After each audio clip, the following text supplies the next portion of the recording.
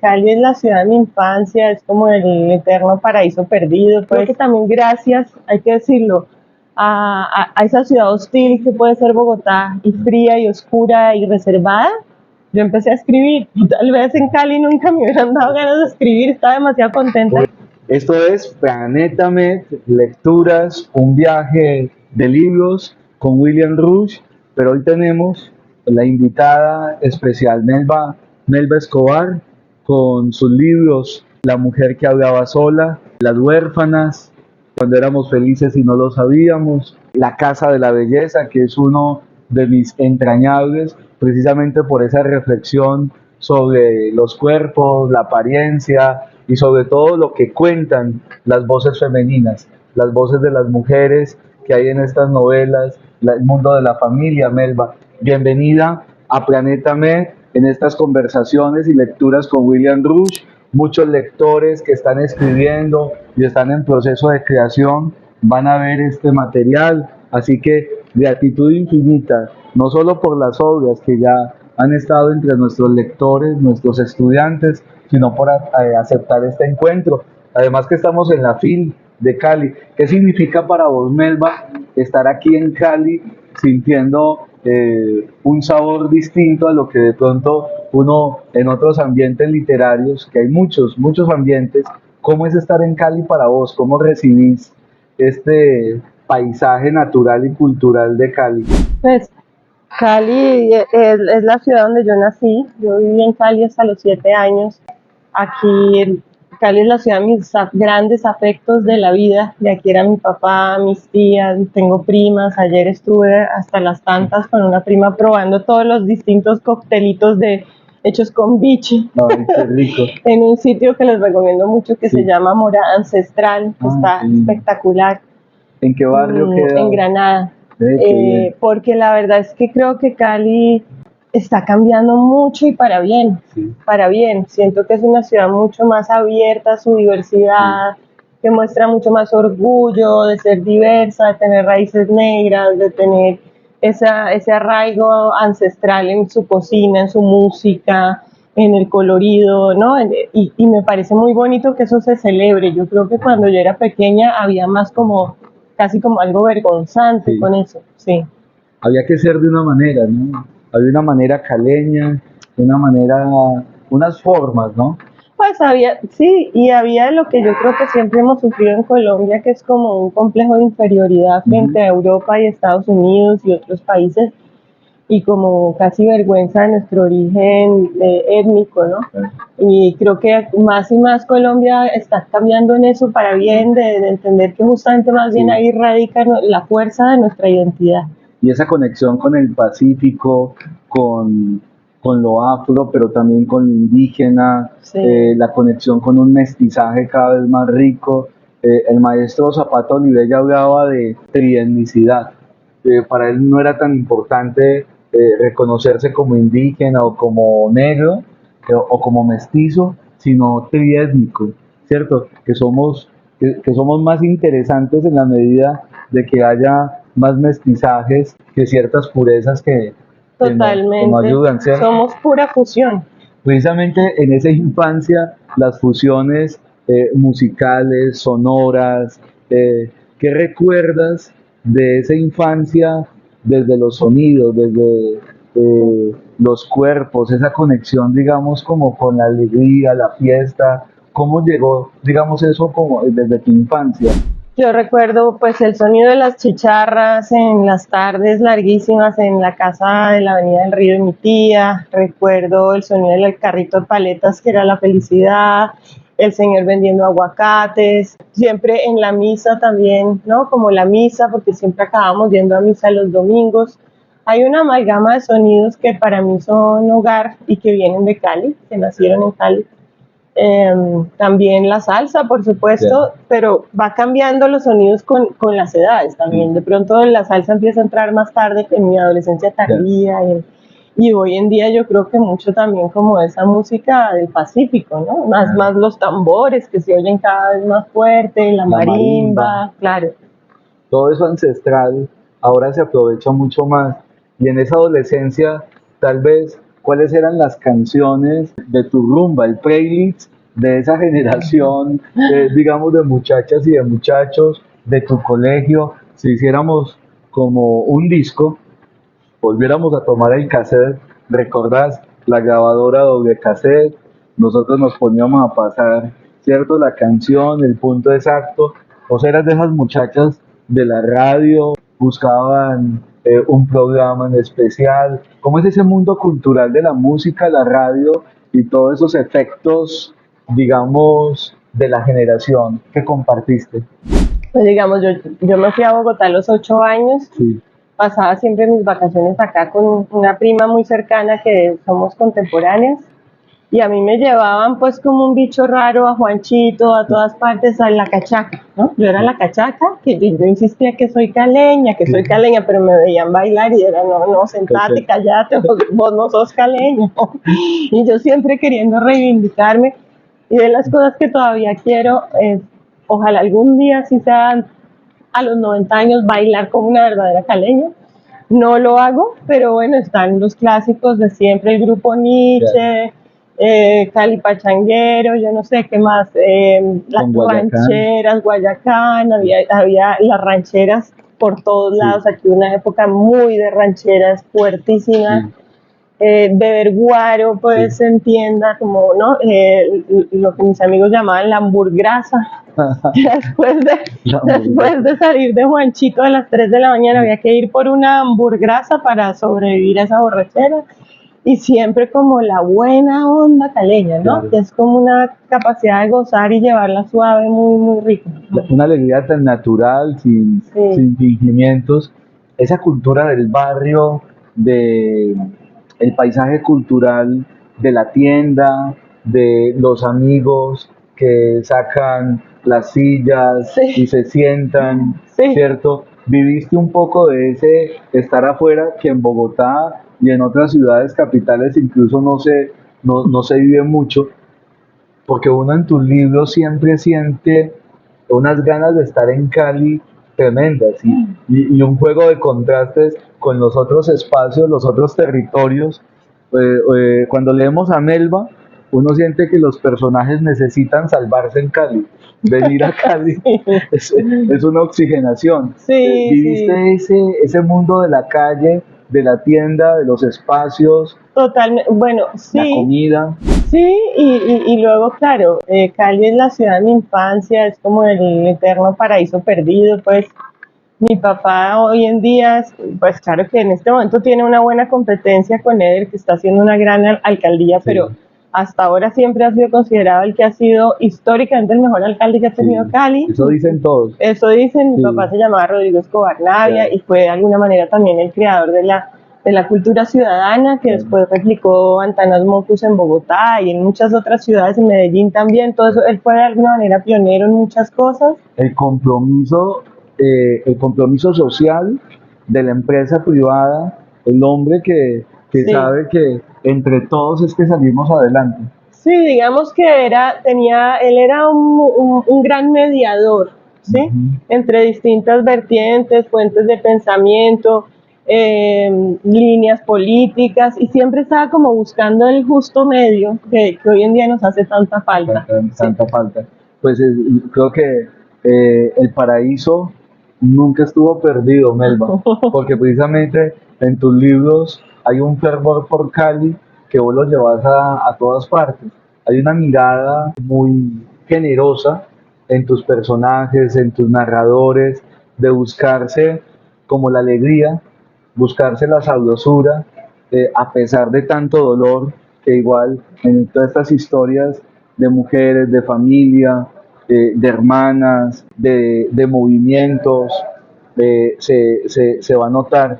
Tus lecturas de esa infancia y adolescencia, ¿cómo fuiste llenando el paisaje literario? Tus lecturas para llegar acá, ¿cuáles fueron? Digamos que para mí lo primero, incluso antes que las lecturas, están las historias orales, los cuentos de las tías en la casa de Santa Rita, comiendo pan de bono y tomando tinto en mecedora y hablando horas y horas y horas y echando cuentos y cuentos y cuentos.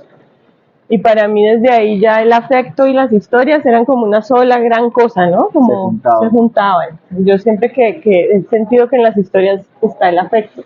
Esa es la personificación del afecto. Y ya, claro, para mí fue muy duro llegar a Bogotá porque mi papá acá pues era ese alcalde que todo el mundo lo quería. Él iba a la alcaldía en bicicleta, cosas que hoy en día son como impensables, ¿no? Y la gente lo saludaba y él iba así como una reina de belleza por las calles y yo iba atrás agarrada a la cintura de él a la alcaldía a acompañarlo porque él decía que yo era su asistente y yo me comía el cuento y entonces él inauguraba barrios y yo cortaba las cintas, o sea, no, yo me creía la persona más importante en esa alcaldía después de él. Y era la sensación como de afecto en general era muy poderosa. Llegamos a Bogotá, él fue ministro de Barco y de Betancur y le tocaron años muy duros de Colombia, a todos, los 80s, y todo cambió, porque de pronto era un hombre que andaba con escoltas, con policía, con carro blindado, que había amenazas, que había policía siempre en la casa, ¿no? En la ciudad siempre llovía. A mí me entró muy en reversa ese cambio. Fue durísimo, no, digamos, a mí me tomó mucho tiempo querer a Bogotá, me tomó años, ahora la quiero, pero sé que no es un amor fácil. Y digamos que ahí yo creo que también justamente como por todo esto, la lectura se volvió un refugio. Era como un lugar donde me sentía segura. Y ahí empecé a leer, por ejemplo, que recuerdo de adolescencia, haber leído Mujercitas, luego fui pasando como pues a Dostoyevsky, con Crimen y Castigo, luego leí a Ana Karenina, luego, y ya cada vez más, yo creo que también gracias, hay que decirlo, a esa ciudad hostil que puede ser Bogotá, y fría y oscura y reservada, yo empecé a escribir. Tal vez en Cali nunca me hubieran dado ganas de escribir, estaba demasiado contenta. ¿Hubieras bailado más en Cali? Exacto. Sería una gran bailarina de salsa, pero seguro no habría publicado. Pero bueno, yo creo que también estabas caminando Bogotá y Bogotá tiene asombros muy particulares. Hay como una posibilidad, me imagino, de irse camuflando un poco también entre calles cuando se camina Bogotá. ¿Qué tanto caminaste Bogotá? ¿Entraste a esos vericuetos de ciertos barrios mágicos, no sé, como La Candelaria, Teusaquillo, el mismo Chapinero? ¿Caminaste la ciudad? Claro, no, pues mucho. Yo creo que hay novelas donde en La mujer que hablaba sola o en La casa de la belleza, en Bogotá es un personaje fundamental. Yo creo que en La casa de la belleza especialmente hay mucha gente que dice el personaje principal es Bogotá. ¿Sí? Claro, esos cuerpos, esos cuerpos, esas mujeres, esas expectativas, esas aspiraciones, son como una metáfora de la ciudad como tal. Ahí está la ciudad también en fragmentos. Es una ciudad que finalmente acaba siendo como el país en pequeño en muchas cosas, ¿no? Donde llega, confluye gente de todas partes de Colombia. El bogotano, incluso el bogotano propio, es muy poco orgulloso de su ciudad, a diferencia pues del paisa, por ejemplo. Más bien como que siempre estamos hablando pestes de la ciudad. Los que peor hablamos somos los de ahí. Y eso a la vez le da como una libertad especial, como que no, ese nacionalismo que uno ve en otras zonas de Colombia no existe allá. Significaciones. Ninguna, somos tremendamente duros con la ciudad y a la vez eso hace que cuando uno descubre como la magia que tiene, sean momentos absolutamente gratificantes y que se agradecen, porque uno finalmente no es que esté esperando mayor cosa, ¿no? De la ciudad, a la vez creo que es una ciudad en medio de todo muy abierta, justamente porque está hecha para recibir a quien llega, aunque sea también muy hostil, hay una enorme diversidad. Y es una ciudad bastante amplia en su mentalidad, en su cultura, en sus modos de ser, el solo hecho de que haya tenido pues una alcaldesa que está casada con una mujer, ¿no? Eso, ¿cuántas ciudades de Colombia puede uno decir? Eso no es un tema a la hora de elegir una alcaldesa, ¿no? Es una ciudad realmente abierta y progresista. Claro, y en la mujer que hablaba sola se siente mucho, digamos, como esa tensión entre del norte, ¿cierto?, al sur, incluso mucho más al sur, Soacha. Entonces como que, bueno, estamos más por la 93 con 15 o con 11, ¿qué tanto nos vamos yendo hacia el sur? Como que de Chapinero para el sur ya la cosa cambia, pero lo que más me impresiona es, y que la madre precisamente dentro de la novela ve a San Mateo, Altos de Cazucá, Ciudad Bolívar, pero mucho más allá, ya Soacha propiamente, como un mundo que no reconoce, ¿cierto? Ujú. Conversemos de esos niveles o de esos mundos, porque incluso ella casi ni siquiera sabía dónde está Soacha, dónde comienza, dónde termina Bogotá, que eso pasa mucho, o sea, realmente ahí no hay una ficción. Hablemos de ese paisaje cultural que muestra el mundo de allá y el mundo más allá, como el más allá, casi, incluso que Pedro llegue hasta por allá, no lo alcanza a imaginar, ¿cierto? La madre, y eso me parece muy interesante porque está vivo eso. ¿Cómo ves esos niveles? Sí, yo creo que pues en general América Latina la desigualdad es una epidemia muy grave y que no hemos sabido recuperar y que además tiende a crecer no solo en América Latina, en el mundo, y Colombia en especial, pues Colombia es un país tremendamente desigual y clasista. Y claro, yo creo que está en todas las ciudades. Lo que pasa es que por la magnitud de Bogotá, lo que pasa es que se pierde un poco el control de esas fronteras. Hay como unas fronteras imaginarias donde la gente nace, crece y muere sin haber salido, digamos, de su terrenucho, ¿no? De su terruño. Sin salir de Toberín. Sí, exacto. Las señoras regias que no salen de la 72 para el sur. Sí. En fin, hay como Parque El Virrey. Sí, Parque El Virrey. Hay como estas fronteras invisibles que yo creo que hacen que sea muy complejo a veces intentar llegar al otro, ¿no? Como que también, o sea, perpetúan de alguna manera la desigualdad. Claro. Porque si todos nos movemos en manadas de lo que conocemos y de nuestra única burbuja, pues nunca vamos a poder tener una conversación abierta, ¿no? Y yo creo que eso es un poco lo que yo quería mostrar, como ese malestar que sentimos además muchas personas, ¿no? No me siento pues para nada única en esto, ni mucho menos. Creo que más y más somos mayorías quienes sentimos que eso no puede ser así, que algo tiene que cambiar, Claro. que tenemos que poder entender que si una ciudad, si uno habla con pertenencia de una ciudad, todos tenemos que poder entender justamente dónde queda Soacha o dónde queda el Parque del Virrey, no, ¿sí?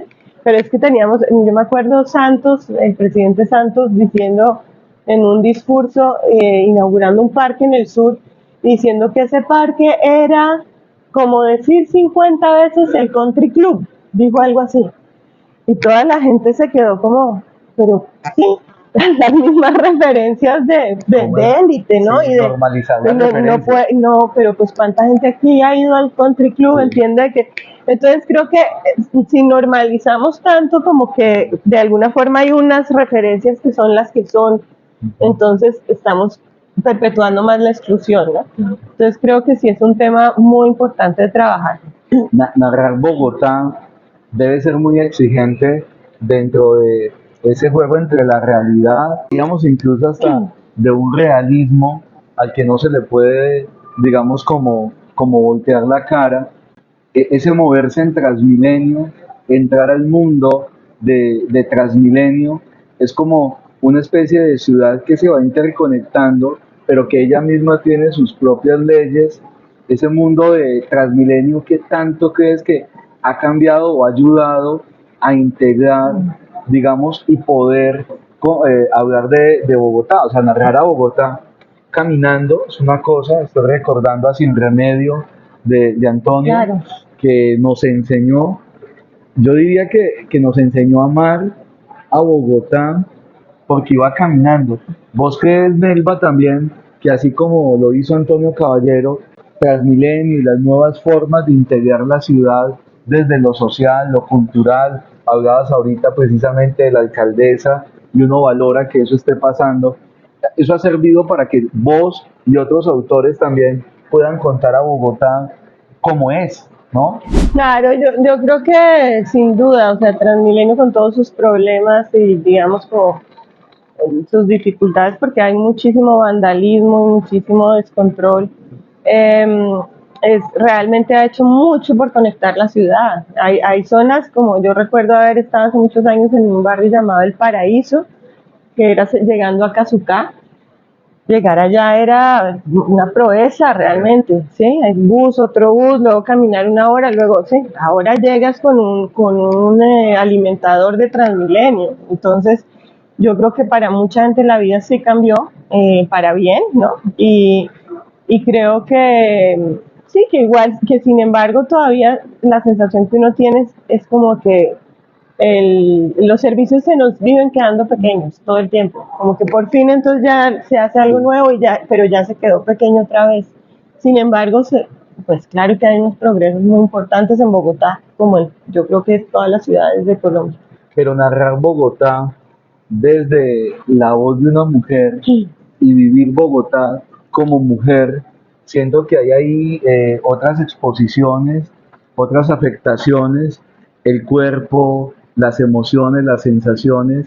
O sea, el vivir Bogotá desde el punto de vista femenino y narrarlo también, y más si se es madre, ¿cierto? Creo que hay ahí unos asuntos que hacen más exigente, digamos, también esa narración, ¿no? ¿Cómo ves, por ejemplo, precisamente a la madre que tiene que, ¿cierto?, ver, vivir la escritora para contar eso desde lo femenino, desde la madre, ese miedo también a perderse, a no regresar a la casa, esa transición de mujer soltera y luego madre, los cuerpos femeninos viven la ciudad de otra manera. Incluso desde tu experiencia en España, también ahí pueden haber conexiones. Pero ¿cómo es Bogotá desde esas mujeres que están en tus novelas? Yo creo que más y más somos las mujeres las que estamos escribiendo y con un foco de atención muy, muy evidente, digamos. Creo que probablemente es justo que así sea porque no había sido así antes y es como de alguna manera una reivindicación necesaria. Pero también creo que además de eso lo que está pasando es que justamente escribimos desde el cuerpo, desde biológicamente, mental y emocionalmente cómo se vive el espacio siendo mujer, que no es lo mismo, estamos de acuerdo. Y en ese sentido hay algo político en el hecho de escribir desde lo femenino, ¿no? Porque es en efecto otra manera de habitar el mundo. Yo creo que Bogotá es una plaza fascinante por la cantidad de contradicciones que la habitan. Como dije antes, es una metrópolis, es cosmopolita, es diversa, en cultura ofrece mil cosas y al mismo tiempo es clasista y es desigual y es machista y es miles de cosas al mismo tiempo, ¿no? Y eso es bello, digamos, y eso es el tipo de cosas que además la literatura es un espacio abierto a la ambigüedad, es un espacio donde lo ambiguo puede respirar tranquilamente, no cabe el dogma, no cabe el activismo, no hay lugar. Entonces siento que desde ahí, desde la creación de personajes, desde la encarnación de contradicciones que somos todos, se puede construir algo real. Me gusta mucho cuando lo hablas o lo enfocas desde lo político, los cuerpos que son el mundo de lo íntimo, lo privado, incluso el cuerpo de la mujer soltera, el cuerpo de la madre, el cuerpo de la hija, la muchacha adolescente, sí. También tiene posturas y acciones que no son de las mismas, ¿cierto?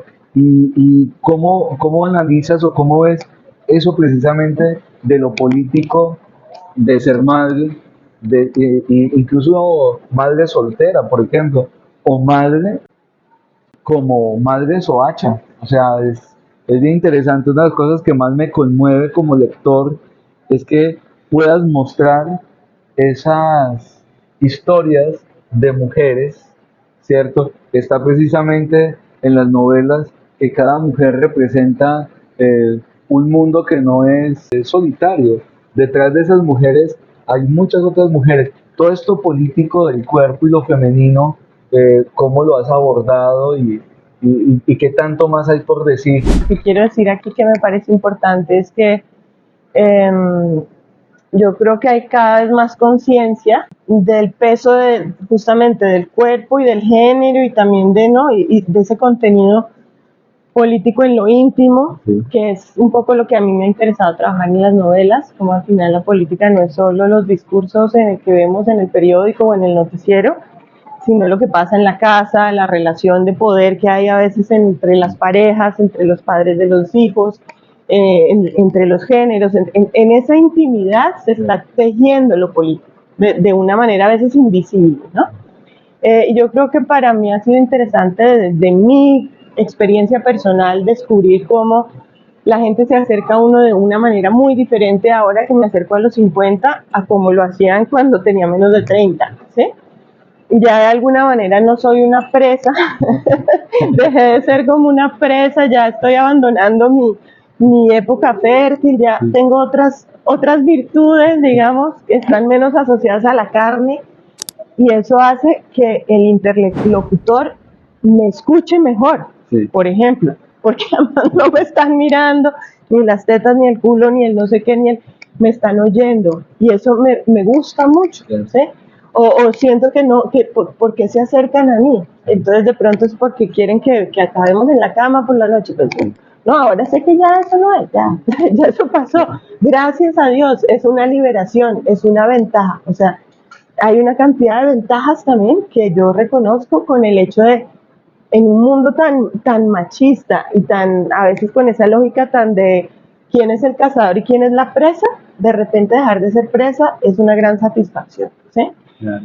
Al mismo tiempo me parece que hay unas cargas culturales muy fuertes, que también pienso que a veces los hombres están como estigmatizados a tener que, ¿no?, asumir el rol de cazador aunque no quieran, claro. Y entonces también me parece que todo eso en la literatura nos ayuda como a mirarnos en un espejo que nos refleja todo esto y en el que podemos reflexionar. Y mira, todo lo que acabas de decir, cuando ya llegamos a este libro que va a ser, a mí me parece que es como un hito, cuando éramos felices pero no lo sabíamos, porque hay como, sentí que había un despertar de la escritora para ver la realidad de otra manera, en medio de otra realidad, o sea, la pandemia, pero bueno, ¿qué está pasando con los venezolanos que están acá?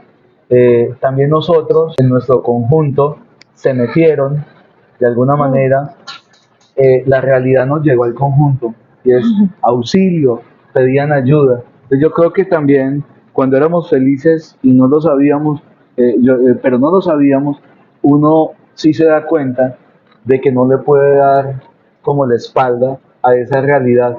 Aquí cambió mucho, se intensificó eso que venías diciendo. Digamos que esto fue un ejercicio muy bonito, de vital para mí, ¿sí? De un poco justamente lo que estoy diciendo, cómo lo político o la política de lo público nos invade en lo personal y en lo íntimo y no podemos hacer nada para eso, eso está dentro de nosotros. Para mí fue muy claro en estos viajes y en estas conversaciones como muy humanas con tantos venezolanos de tantas situaciones tan diversas, ¿no? Como entender cómo es perder uno su país tal como lo conoce y que desaparezca y que de alguna manera no vaya a volver a ser lo que fue. Y hablarlo desde el duelo de las vidas personales, de las familias, de las rupturas, del que se fue, el que se quedó, los idos, los quedados, todo eso de lo que se habla acá, creo que nos permite en efecto reafirmar lo que te venía diciendo, de que a mí me interesa mucho el tema de lo político en la intimidad de las personas y en las relaciones humanas. Claro. Vamos a hacer la sección de lectura en voz alta, porque la idea es invitar desde Planeta Med en la FIL Cali a esta obra de Melba, sobre todo porque es la realidad que está viva, que está presente. Cuando a veces uno toma un libro, uno siente que pasaron cosas, o sea, que es el mundo de atrás, el mundo que fue. Este es el mundo que está pasando, está en toda su efervescencia, la realidad. Me gustaría que nos dieras la lectura de un fragmento, tal vez en el capítulo 4, para que entremos a la tonalidad y al ritmo de Melba. Dale, listo.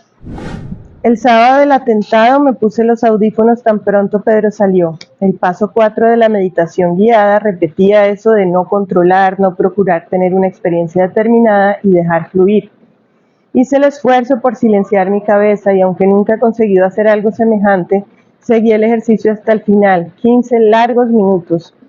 El siguiente paso hablaba de sumirse en el instante, aprender a descansar, a estar en el presente sin esfuerzo, exactamente de la manera en la que no estoy ahora ni volveré a estarlo nunca. Lavé ropa, cambié tendidos, evité, tal como Pedro me lo había pedido muchas veces, entrar a su habitación. Alguna vez había tenido la tentación de hacerlo, pero me aguantaba. Después de haber tenido un papá que no entendía la noción de intimidad y no se aguantaba abrir un sobre a mi nombre o asomarse entre mis cajones, no iba yo a repetir una situación que por años me desquició. Creía que la frágil armonía de nuestra relación tenía que ver con un respeto de cada uno por el espacio del otro. Estamos con Melba Escobar y esta es la lectura en voz alta que nos invita a más viajes y más lecturas en un mundo donde se narra lo que sucede y siempre con voz femenina, desde lo íntimo y de lo público. Melba, muchas gracias por tu amabilidad, pero sobre todo, gracias por haber escrito estas obras y que vengan más asombros y más, digamos, más búsquedas. Me encanta que esta escritura lo comprometa a uno a ver mejor o ver de otra manera sin tanta indiferencia lo que nos acontece y que haya más salsa. Vienen, Sí. vienen más bailes y sobre todo ahora bailar con toda la libertad Muchas que no se gracias. tenía en los 18 ni en los 20. Muchas gracias, William. Una última cosita que me gustaría decir es que yo creo que la literatura es una conversación que lleva muchos siglos y que debe continuar y que cada vez, por suerte, llega a más personas y nos permite hablar de lo íntimo, de lo existencial, de lo humano, vernos en un espejo, ver nuestra realidad pintada de distintos colores y ojalá cada vez seamos más los lectores que hagamos parte de esta conversación. Viajes de lecturas, un universo de historias en la obra de Melba. Gracias a ustedes porque seguramente en estas lecturas vamos a mantener la conversación, no la agotemos. Nos vemos en una próxima oportunidad y agradecemos a un amigo en común que es Marco González, que es el viajero de los autores de Planeta por todo Bogotá, las librerías y hace el puente para que suceda esto. Y la poesía, Paula Gaviria, que nos acompaña detrás de cámaras, la lectora. Paula se ha leído todos los libros y siempre tiene una sección y entra también en esta conversación. Gracias, Paula, por estar aquí creando este bello espacio. Más lecturas con Planeta Med y William Rush, hoy con Melba Escobar. Sigamos viajando.